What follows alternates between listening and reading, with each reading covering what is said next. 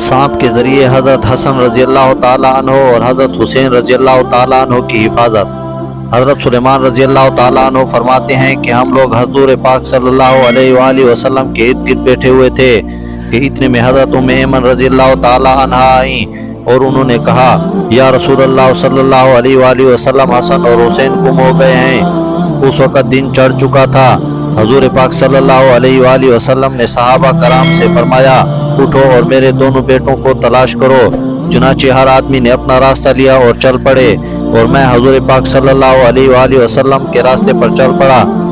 हज़ूर पाक चलते रहे यहाँ तक कि एक पहाड़ के दामन में पहुँच गए तो देखा हज़रत हसन रज़ी अल्लाह ताला अन्हो और हज़रत हुसैन रज़ी अल्लाह ताला अन्हो एक दूसरे से चिमटे हुए खड़े हैं और पास ही एक काला नाग अपनी दुम पर खड़ा है जिसके मुंह से आग की चिंगारियां निकल रही हैं।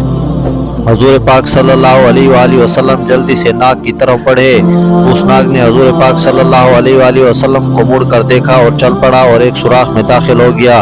हज़ूर पाक सल्लल्लाहु अलैहि वसल्लम उन दोनों के पास गए और दोनों को एक दूसरे से जुदा किया और दोनों के चेहरे पर हाथ फेरा और फरमाया, मेरे माँ बाप तुम दोनों पर कुर्बान हो, तुम दोनों अल्लाह ताला के यहाँ कितने काबिल एहतराम हो। फिर एक को दाएं कंधे और दूसरे को बाएं कंधे पर बिठा लिया। मैंने कहा, तुम दोनों को खुशखबरी हो कि तुम्हारी सवारी बहुत ही उम्दा है।